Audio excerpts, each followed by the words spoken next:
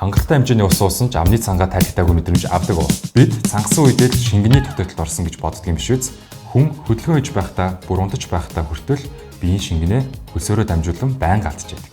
Бид өдөр тутамдаа ус уух ёстой гэж зөвлөдөг боловч бидний эргэлдэг ус нь эрчсийн цогцтой агуулмжгүй учраас биеийн эрчсийг алдах шалтгаан болдог. Бага эрчс агуулсан усыг удаан хугацаанд бид хэрэглэснээр цусны дахь электролитийн хэмжээгээ шингэлж цаашлаад эрчсийн төтөөлөлд орж улмаар усны ордлого үүсгэдэг. Тиймээс дан усаар алдсан шингэнээ нөхөх нь хэмж зөв сонголт биш юм. Тамирчид бэлтгэлийн дараа хамгийн богино хугацаанд алдсан шингэнээ нөхөхийн тулд изотоник ундаа хэрэглэж эрч хүчээс сэлбэдэг. Изотоник ундаа гэж юу вэ?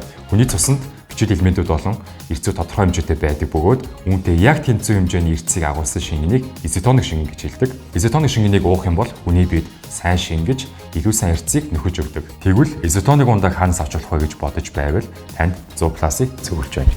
Энэхүү ундаа нь Сингапур улсын эрүүл мэндийн дэмжих зөвлөлөөс эрүүл ундаа гэж бүртгэгдсэн усаас илүү шингэн нөхдөг эрчсээр баялаг эрүүл ундаа 100+.